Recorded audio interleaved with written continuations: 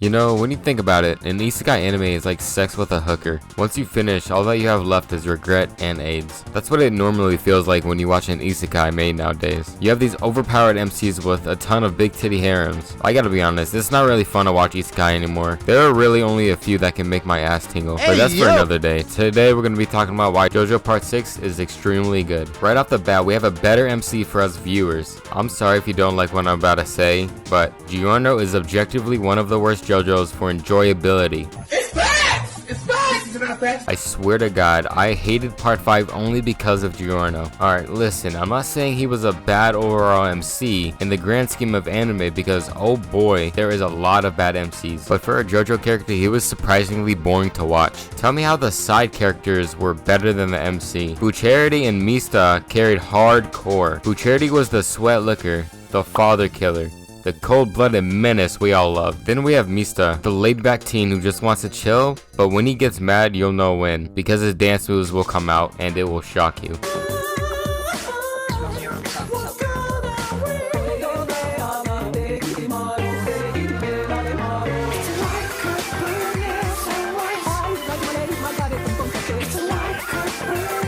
Anyway, back to Part 6. Our MC Jolene is 10 times better.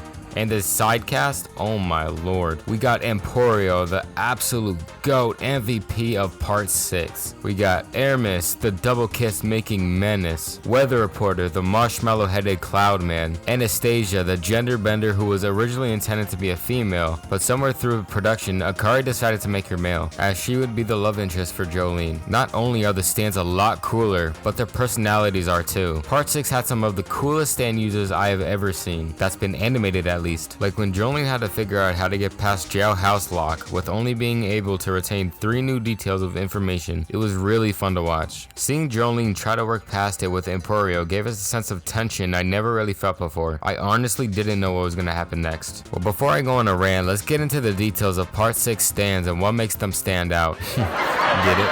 Stand out. Stand out? Okay, sorry, I'll leave. Anyway, let's get into what stands in this part are top tier compared to the rest of the parts. Well, who else to start with than Jolene, the mommy of all JoJo's. Her string ability is pretty neat. Stone Free enables Jolene to unravel her body into string, typically beginning with her hands and freely manipulating it. Stone Free string is invisible to non-stand users. It is also sharp as it can slice through flesh if sufficient force is applied. On the other hand, the string is not particularly strong and may snap under enough strain. Although Jolene can create a stronger rope out of several things, with enough precision, the string can pickpocket small objects that way. The string can contract and expand like muscles, allowing Stone Free to control the grip a string has. If Jolene gathers the string and meshes it, she can concentrate her power and form Stone Free's humanoid appearance, who may fight in her stead, but Stone Free's range is shortened to around 2 meters. Stone Free, composed of strings, can naturally be unraveled too. So even with her ability to only use strings, it is actually really useful, especially toward the end against Poochie, who would punch something and turn inside out. Jolene can create an infinite string pattern called the Morbius Strip. Jolene is pretty powerful, but not nearly as powerful as the other stand users in the JoJo universe. Now let's look at Jailhouse Lock. It is genuinely one of my favorite stands. This is maybe because how much I love these episodes. Although they can retain all their memories from before, the instant it is activated, the victim is now only able to process and remember 3 new memories, and when they learn the 4th thing, they will forget the first thing that they've learned, and so on. Several people up to at least several dozens can be affected at once. So this stand is basically if you took your grandma that has dementia but switched her brain with yours. Wombo combo! That ain't Falco! That ain't Falco!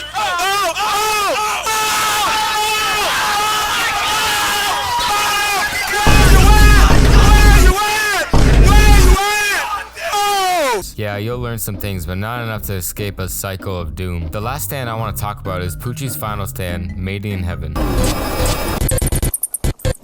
Made in Heaven. Made in Heaven's power is to speed up the flow of time dramatically, achieved through its ability to control gravitational forces of the Earth, Moon, and seemingly the entire universe. Upon activation, time will gradually flow faster and faster until the universe collapses in on itself. Yeah, those stands are nuts. Those aren't all of them, but if I went on about how many I liked, I would have a 69-hour video going into every detail and why I love Part 6 stands. So let's talk about the plot and why I like it more than the rest. You see, I live in Florida, so I understand understand most of what's going on. You have alligators everywhere you look, meteors flying down from the sky, and just simply put, Jojo stan users everywhere. The alligator's a stan user, the crackhead's a stan user, the cat over there, that's a stan user. Wherever you look, there is a stan user. It is Florida. Florida Man is popular for a reason. His stand has the ability to become the most outrageous person who makes acts that no one outside of Florida could possibly even think about. Florida Man can take you to Brazil in an instant. He can also eat your dog when you're gone for vacation. The possibilities are quite endless, just like the endless amount of bitches you get if you are a JoJo fan. But you are a JoJo fan, so you don't want bitches, you like penis. And I see nothing wrong with that. The JoJo fans are top tier people in humanity. They're the ones who created everything from the top to the bottom, all the way back to Jesus. Jesus Joestar is definitely one of my favorite Joestars of all time. Without JoJo fans, we wouldn't have evolved for the past 9 billion years. We went from monkeys to Neanderthals to JoJo fans. Peak humanity has been achieved. So we start with Jolene being framed for murder, just like in Among Us game. She was the sus one out.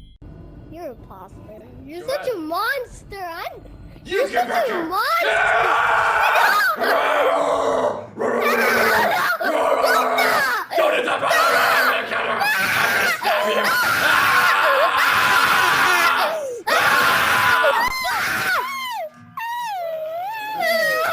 Her boyfriend Romeo ran over a dream stand. They will not be missed. Anyways, she gets framed for it by her boyfriend because he's a cockwaffle, and she gets sent to prison in Florida, otherwise known as a free shelter, as Florida Man says. So the basic idea for the villain of part 6 is Father Pucci, wanting to attain a so-called heaven that Dio talked about when he first met Dio. Pucci only thinks about attaining this heaven and nothing else. His sole purpose is to please his daddy Dio. For whatever reason, Pucci needs to revive the bone with a stand and becomes a green baby. Groot definitely took a wild path. I think if Groot was more evil and liked killing, he would have done what happened in the maximum security ward. The survivor stand would be surprisingly useful for IRL situations. Maybe not everyday situations, but something like Black Friday. Imagine going to Black Friday in like 2013 where there used to be mad people and use it on them. They already fought without any powers. Imagine it with Survivor. They would beat their cocks off of each other. Bohemian Rhapsody wouldn't be very useful in IRL situations. The only thing I can see being useful is having Nami and Robin come out of the manga pages so they can become real. But let's talk about why this part blew my ass off in terms of expectations. Like I said previously, I didn't really like part 5 all too much, so I was coming off of that. So going into part 6, I thought it was gonna be meh as fuck since I didn't know how good of a character Jolene was. Now, don't get me wrong, she isn't my favorite JoJo, but she is definitely up there, next to Joseph and Jotaro. And it's not even because I like their powers, it's their personalities that I love. It's like a hot chick you see and say, wow, she's hot. But when you get to know her better and her personality, it's good as well. You know, it's something special. Joseph has the best comedic relief I've seen in a while. And Jotaro is the most cold MC I've ever seen. But I love how Jolene literally would do anything to win. Like at the end of part 6 when she basically kills herself to save Emporio. And that leads to Emporio beating the shit out of Pucci's ass. Now what really blew me away was the depth of the characters. They really dive into what they really are as characters. We get to see Aramis's backstory with her sister, and we get to see her get her sweet revenge on Sports Max. We also see into the past of Weather Reporter, and we find out why his connection with Pucci is so important to the main storyline. Speaking of Weather Reporter,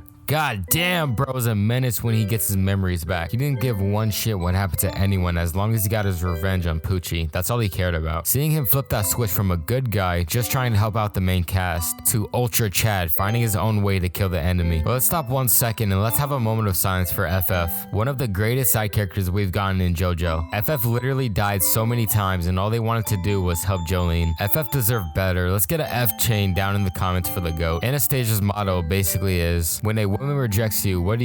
You keep asking until both of you die, or she says yes. He is literally what most of the fanbase would do if we had the chance. Or not, because 99% of the fanbase is gay. That's a Giga Chad moment right there. Seeing the cast of JoJo in Florida was wild because like I said, I do live here. My only wish was to add a Florida Man stand in any part. I'm on part 7 right now and about 16 chapters in, so I'm not exactly sure if there is one, but man would it be funny. Seeing a wild naked man run through the screen on bath salts will make my day. Thanks for watching everyone. Click this video right here to see why Blue Lock is peak sports anime.